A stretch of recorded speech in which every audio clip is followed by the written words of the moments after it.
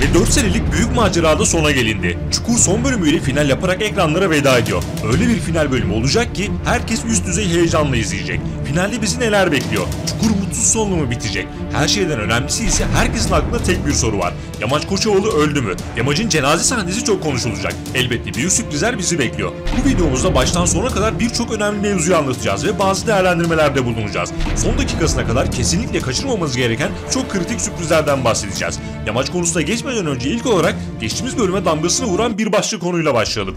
Cumali amcanın ölümü nihayet gerçekleşti. Bu konuda Vartolu'ya niyet edildi ancak Ayşe'ye kısmet oldu. Böylelikle Ayşe Çukur dizi tarihindeki en sağlam hareketini yapmış oldu ve kızının intikamını aldı. Elbette Ayşe'nin liderliğinde kadınların yaptığı ince planlar takdire şayandı. Yamaç'ın boğulma sahnesinden dolayı Cumali amcanın ölümü pek konuşulmadı ancak asıl bomba olaylardan biri de buydu. Çukur'u adeta rehin alan, birçok kişinin canına kıyan ve son olarak Çukur'u yıkma kararı alan Cumali amcanın ölmesi demek Çukur'un kurtulması demek. Yani Ayşe öyle bir hamle yaptı ki adeta Çukur'un kurtuluş biletini imzaladı. Ancak bu sahnenin devamında yaşanacaklar Ayşe açısından pek iç açıcı olmayabilir. Bunun yanı sıra bir de Cumali amcanın bazı sırları açığa çıktı. Şimdi gelelim bu mevzuya. Sonrasında ise merakla beklenen Yamaç Koçovalı konusunu ayrıntılı bir şekilde ele alacağız.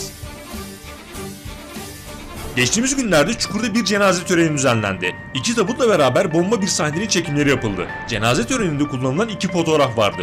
Biri Yamaç'ın, diğeri ise Ayşe'nin fotoğrafıydı. Ayşe bir bakıma intikam için kendini feda etmeyi göze almıştı. Hedefine ulaşarak Cumali amcayı öldürdü fakat bu sahnenin devamında Ayşe'ye de veda edebiliriz. Bu konuda akıllara gelen ihtimaller ise ya Cumali amcanın adamlarından biri Ayşe'nin biletini kesecek ya da Yamaç'ı havuza attıktan sonra Şahram eve dönerek amcanın cesediyle ve Ayşe ile karşılaşacak. Sonrasında ise Ayşe'yi öldürecek. Bu da başka bir ihtimal. Ayşe'nin ölümünden sonra Murtaza da ölürse şaşırmayız. Geçtiğimiz bölümde Ayşe'ye seni bir kez daha kaybedemem diyen Murtaza Ayşe'nin peşinden gidebilir.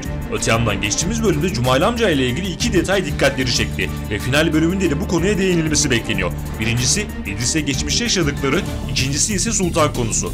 Bu iki konuyla ilgili bazı senaryoların önümüzdeki bölümde de işlenmesi bekleniyor. Hem Seher hem de Ayşe Cumali amcanın Sultan'la bir alakası olduğunu açıkça gördü. Yani Cumali amca ve Sultan detayı birkaç kere gösterildi. Öte yandan Cumali amca İdris Koçovalı'nın mezarını yıkmıştı. Yeni bölümde bu mezarlığın yeniden onarılmasını ve İdris Koçovalı ile ilgili duygusal detayları izleyeceğiz. Tabi bir de final bölümünde bazı oyuncuların yeniden konuk olarak gelmesi bekleniyor. Şimdi gelelim merakla beklenen Yamaç Koçovalı mevzusuna.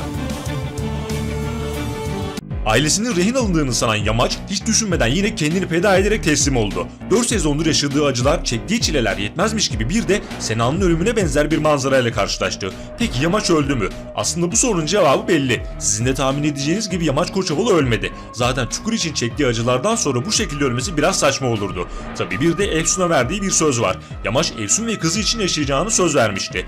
Bu sahnede boşa gösterilmedi. Peki nasıl kurtulacak? Şimdi bu konudaki birkaç ihtimali değerlendirelim. Bu ihtimalleri dikkatle dinleyelim. İlk ihtimalimiz Bartolu, Cumali ve Akın ekibi. Aliço yine gizli kahramanlık yaparak Cumali amcadan duyduklarını Mekke'ye iletti. Mekke de vakit kaybetmeden Cumali'ye söyledi. Mekan ise Bartolu'nun bildiği bir mekandı. Fakat havuzla ilgili iki benzer mekan olduğu ortaya çıktı. Eğer Bartolu, Akın ve Cumali doğru mekana gittiyse ilk başta Yamaç'ı görmemeleri çok normal. Çünkü Yamaç havuzun tam 2 metre dibine doğru gitmişti. Bu sahnede yaşanacak olan en ufak bir farkındalıkla Cumali ve Bartolu Yamaç'ı kurtarabilir.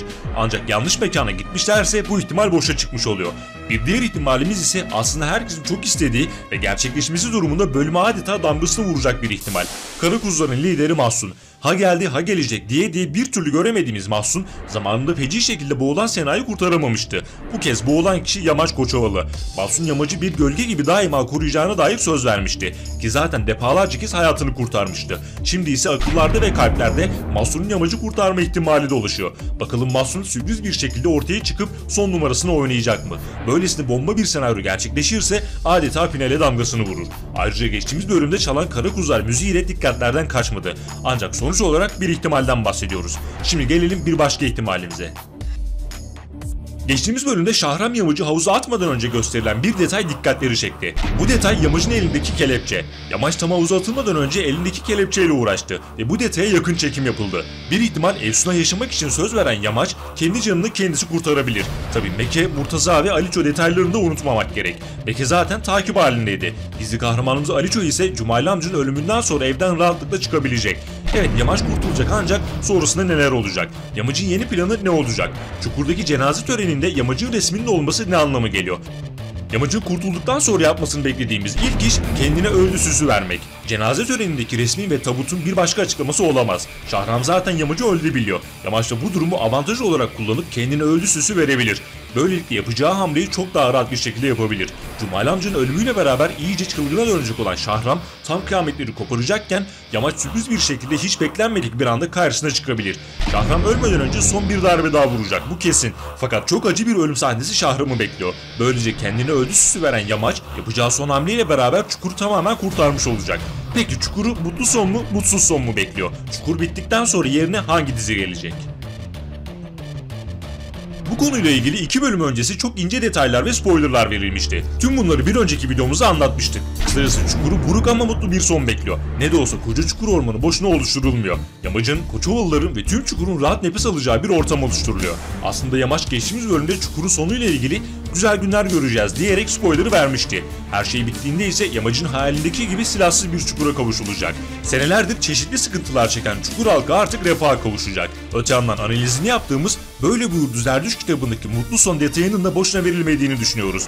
Bartol'un tıpkı Saadet'in hep istediği gibi ailesiyle beraber hep bir arada olduğu, eğer ölmezse Cumali'nin Damla ve kızıyla beraber yeni bir sayfa açacağı, Akın'ın çocuğunu kucağına alarak babalık duygusunu tadacağı, Medet'in cennetle evleneceği ve Yamacın ise Efsun ve Masal'la beraber artık mutlu bir hayat yaşayacağı bir Çukur finali beklentileri arasında. Peki sizin Çukur finaliyle ilgili beklentileriniz neler? Yorumlarda mutlaka paylaşın. Evet, Çukur final yaptıktan sonra yerine hangi dizi gelecek? Bu da en çok merak edilen